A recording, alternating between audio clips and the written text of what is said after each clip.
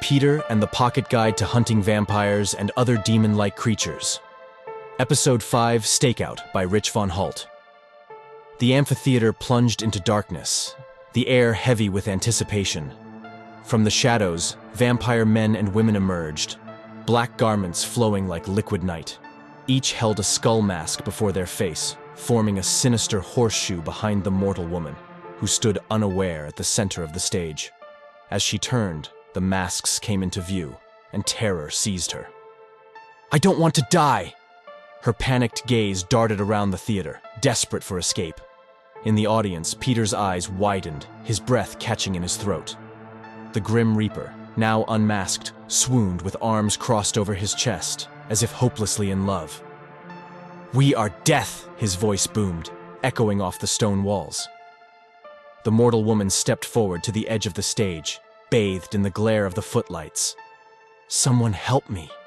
Please!" Her voice quaked. "What have I done?" The Reaper gestured to the audience with a sweeping skeletal hand. "We all die.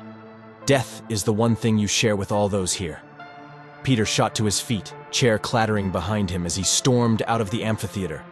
The night air hit him like a slap, his lungs heaving to pull in breath. Memories of his father's death crashed over him in suffocating waves. Footsteps pounded behind him. "Did it scare you?" Lily asked, catching up to him. "The whole death thing with the Grim Reaper." He shook his head. "Got me thinking about my dad. It was just a lot." Lily stepped closer, her hands smoothing over the bright pattern of his Hawaiian shirt. Rising on tiptoe, she pressed her lips to his. For a moment, the kiss drowned out the noise in his head. A car horn blared, shattering the spell. Peter pulled back, looking over to see Pete waiting in the idling vehicle. Reality crashed back in, and with it, the weight of his grief. Pete gripped the steering wheel as the mob car sliced through the night. Beside him, Peter shifted uneasily in the passenger seat. "Where are we going?" he asked, suspicion lacing his tone. "The cave." Pete's reply hung ominous in the air between them. He fiddled with the radio, seeking distraction, and settled on Frank Sinatra's Stranger in the Night. "Oh, this is good," he remarked with forced cheer. Peter's brow furrowed. "I'm not going back there. Take me home." "It's not going to be like last time," Pete assured him, but Peter's agitation only grew. "I don't care. That place scared the shit out of me," Pete sighed. "It's not that bad, Peter." "Is not that bad?" Peter's voice pitched higher. "We hauled dead bodies from a dumpster to the trunk of this car, then chopped them up." He paused, a morbid thought striking him. "By the way, how did you get that smell out?" "Peter, we've been doing this along—" "Never mind that. I'm not going." Peter cut him off. Silence stretched taut for a beat before he spoke again. "Why couldn't the bodies just have been buried instead of being chopped up?" Pete's jaw clenched. "I don't know. Sandor insisted. They were doing it before, but now we have to do it." "Pete, take me home."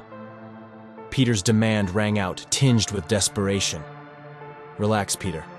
We're just picking up a package." Pete attempted to placate him. "Then why do you need me?" "I don't like to go alone." Peter's eyes narrowed. "Where's the other guys?" "They left when you left and I got the call.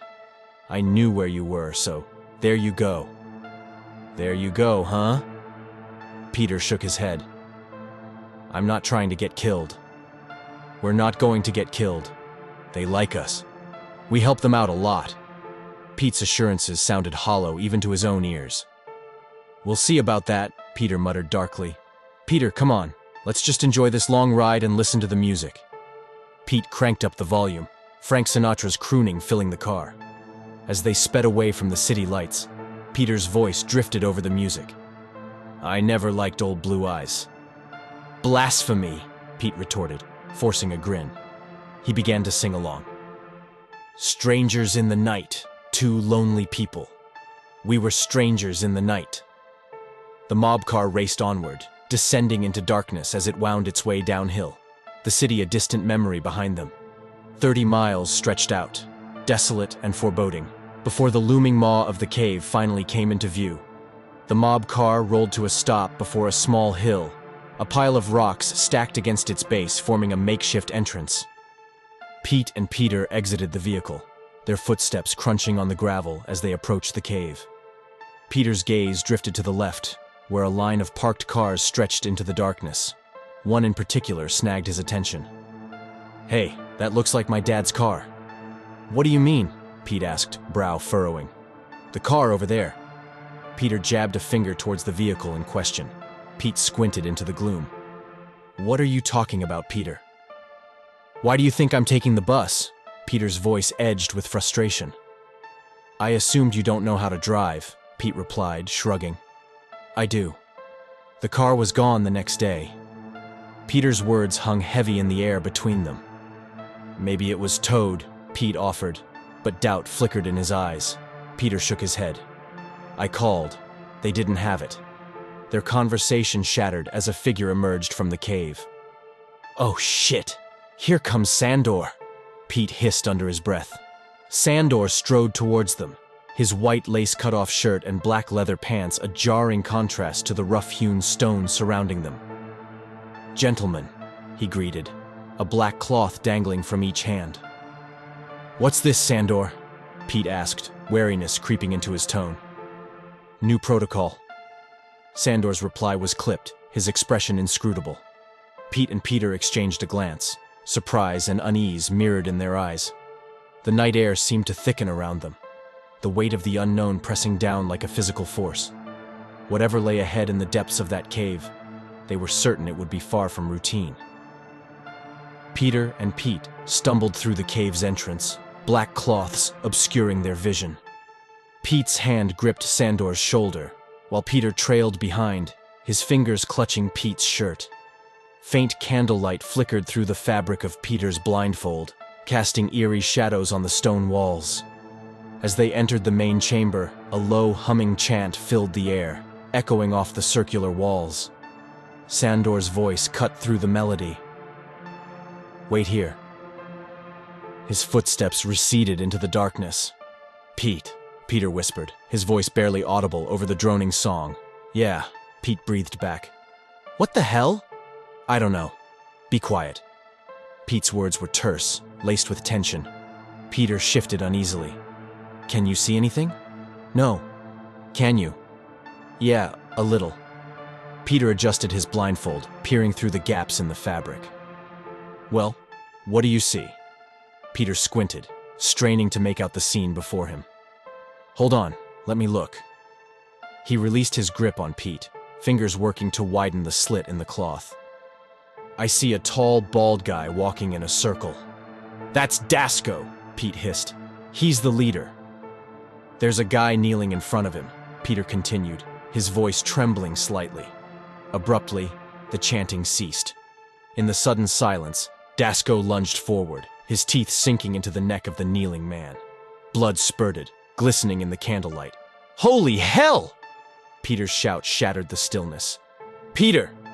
Pete's reprimand was drowned out by the sound of footsteps racing towards them. Dasko's eyes, feral and glowing, snapped up to meet Peter's through the holes in his blindfold. From the shadows, a woman emerged, her face pale and ethereal. Milena. Sandor materialized beside them, his hands clamping down on their arms with brutal force.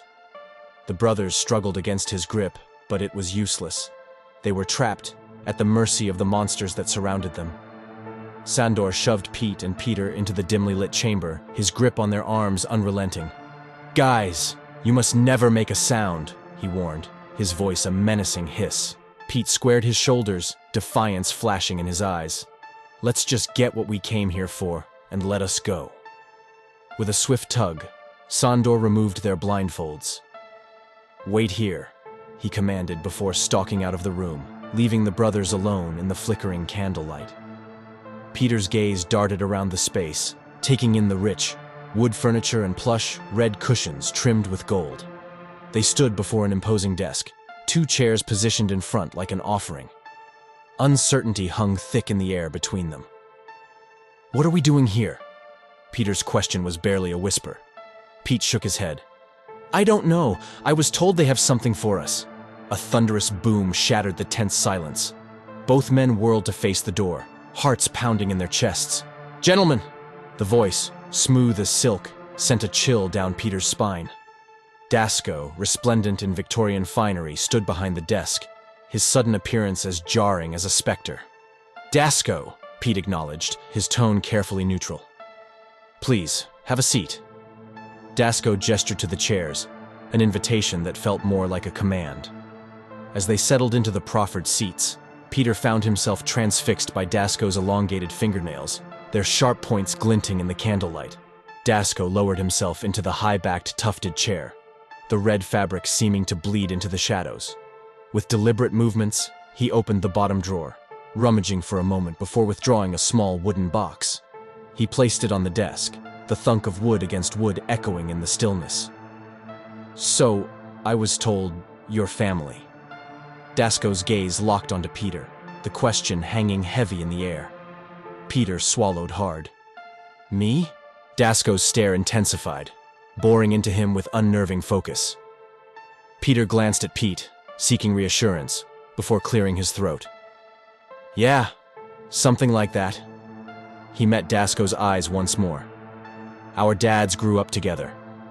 Dasko slid the box towards Pete. "This is for your family.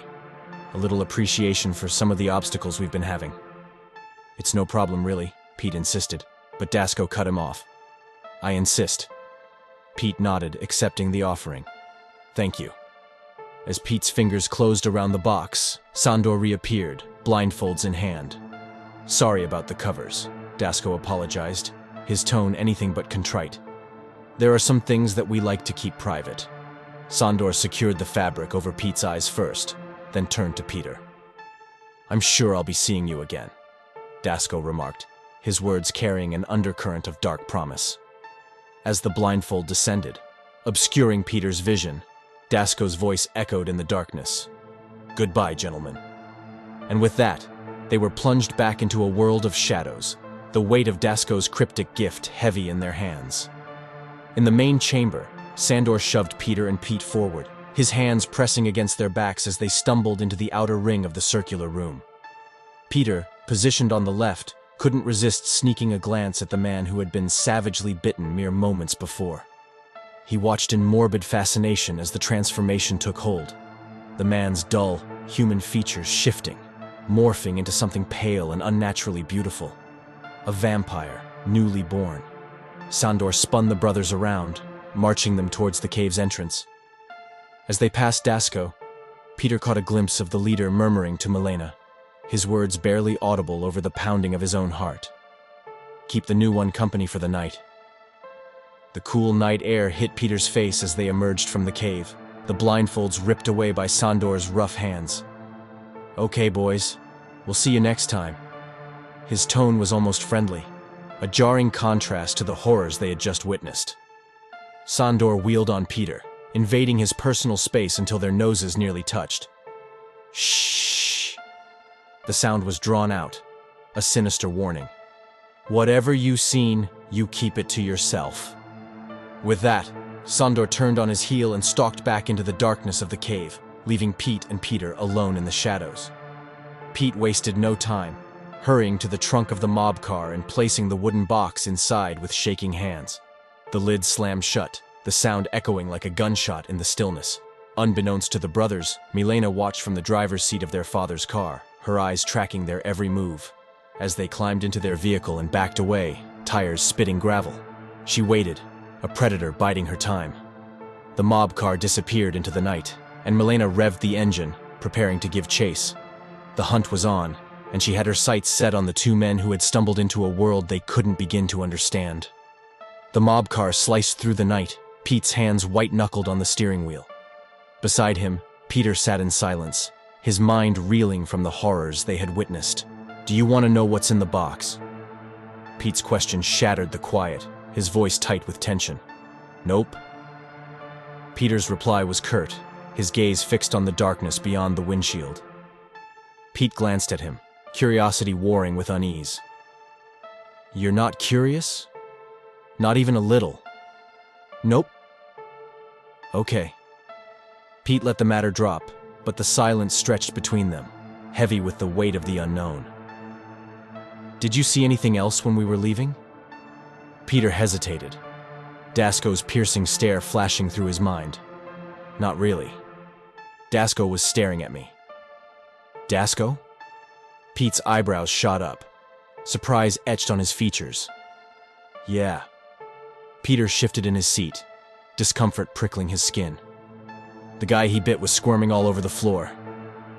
The guy he bit? Pete's voice rose, incredulity mixing with horror. Yeah. Peter swallowed hard, the image seared into his brain. I wonder if he was dying. Pete shook his head, his grip tightening on the wheel. I don't know. Maybe. But then why would it be like a ceremony? Peter mused, his thoughts racing. They were probably initiating a new one of them, Pete suggested, the words bitter on his tongue. Great. More vampires. Peter's attempt at levity fell flat, the reality of their situation too grim to joke about. Pete forced a chuckle, the sound hollow in the confines of the car.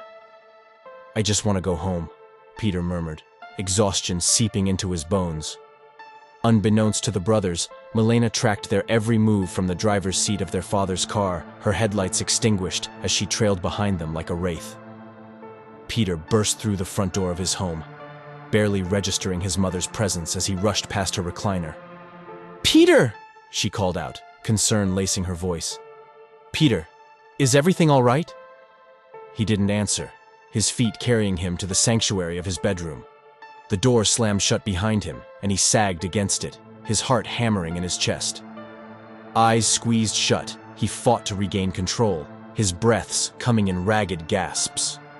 With shaking hands, he snatched the pocket guide to hunting vampires and other demon-like creatures from his desk, flipping frantically through the pages until he found the section titled Vampire Initiation. His fingers skimmed the text, stopping on the word ceremony. The initiation ceremony starts off with a low hum to call the spirits of the underworld, he read aloud, his voice trembling. Once the spirits have entered the room, the person is bitten by the vampire. The person will then transform into a vampire. The screams are not from the transformation, but from the demonic spirits also drinking their blood. The book tumbled from his grasp, landing on the desk with a thud. Numb, Peter stripped off his clothes, letting them fall in a heap on the floor. He crawled into bed, burrowing under the covers like a child seeking protection from the monsters that lurked in the dark. As he lay there, staring at the wall, a figure materialized at his window. Milena, her eyes glinting in the moonlight, watched him, a predator observing her prey.